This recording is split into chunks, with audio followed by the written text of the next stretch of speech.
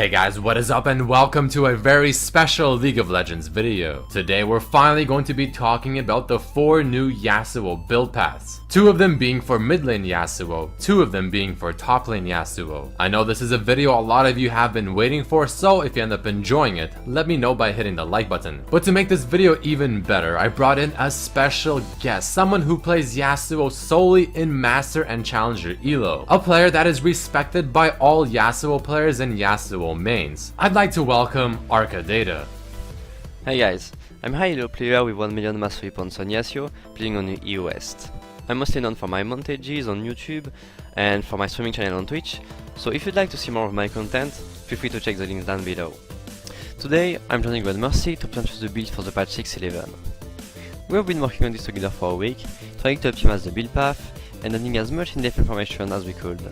So I hope you like this video and the work I've put into it, and of course, that you'll enjoy using the builds. Thanks.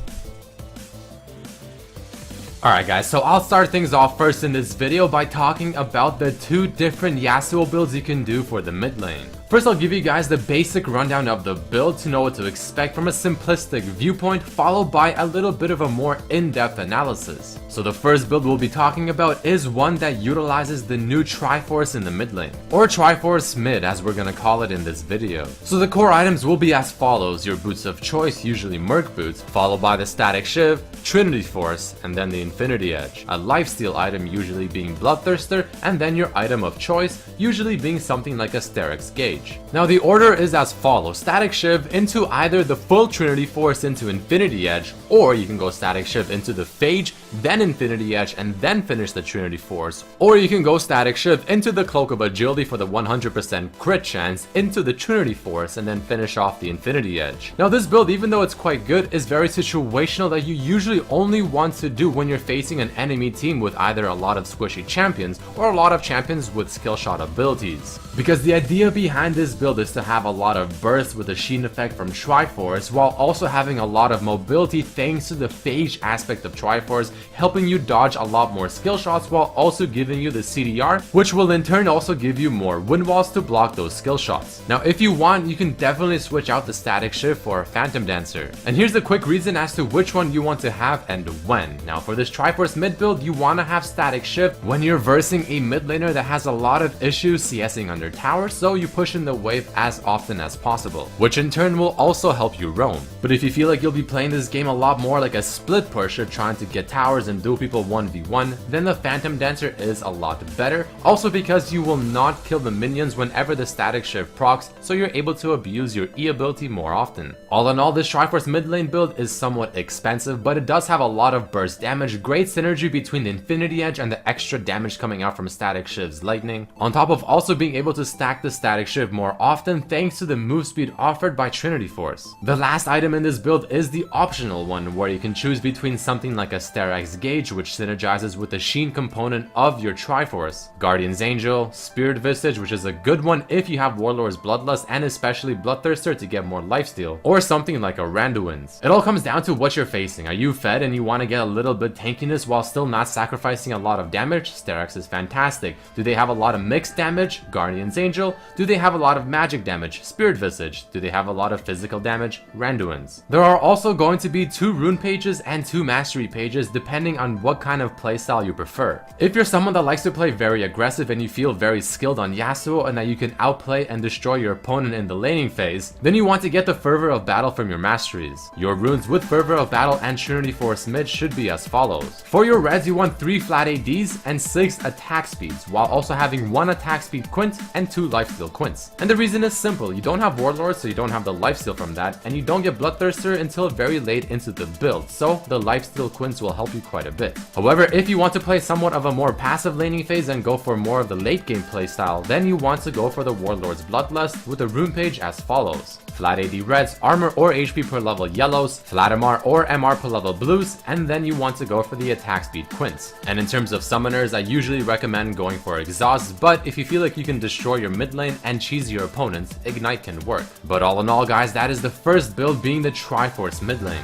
Next we'll talk about build number 2, that is called the standard mid. This is the build you want to do when a Triforce mid just simply does not work for the enemy team composition. Or in other words, against a tanky team or a team that doesn't have a lot of skill shots or things like that. This one for the most part is just a safer build path because it will work in almost any scenario. So if you're just not sure what build path to do, this is probably the one you want to do. It's pretty straightforward. You have your Boots of Choice, your Phantom Dancer, your Infinity Edge, and your Bloodthirster. Those are the core items. Followed by 2 situational items, which can be either Mob Malmortius, Guardian's Angel, Mercurial Scimitar, Randowins, or Spirit Visage. Again, just depends on what you're facing and what you need. The runes and masteries also depend on your playstyle. Are you going fervor of battle? Then you want to run 29% attack speed from your reds and your quints. The reason is to have the extra attack speed to quickly proc your fervor of battle on hit effect as often as possible. And since Phantom Dancer is your only attack speed item, you need this extra attack speed from your runes to cap your Q sooner. But if you decide to play the safer approach and go for more of the late game while having a more passive laning phase, then Warlord's Bloodlust plus the rune page we talked about earlier is the one to go. The page with flat AD reds and attack speed quints. And the summoners are the same thing as the Triforce one. Do you want to cheese your opponent? Go for the Ignite. If you want to have a useful summoner throughout the whole game and be more safe,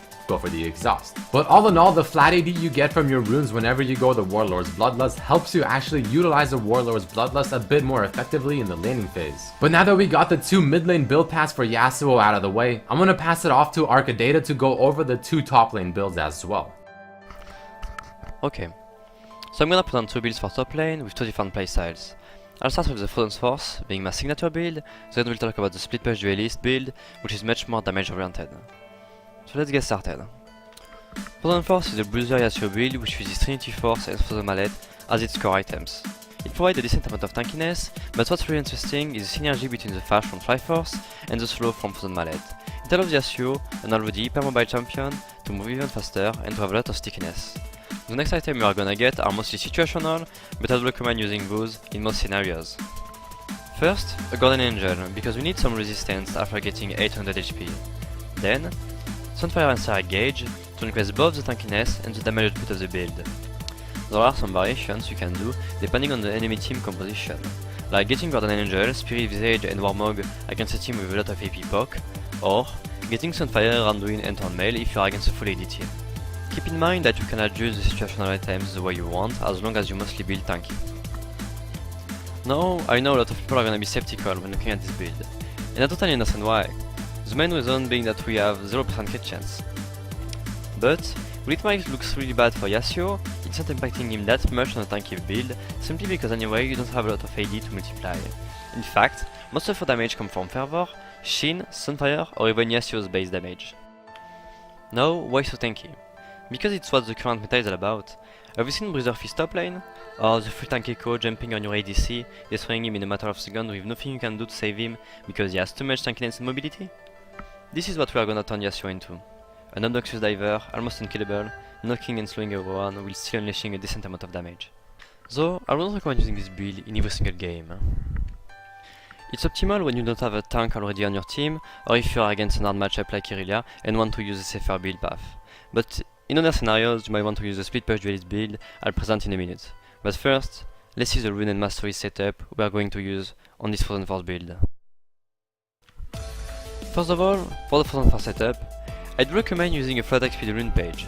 This will allow us to cap Yasuo's Q spell by level 14 with the attack speed from Triforce.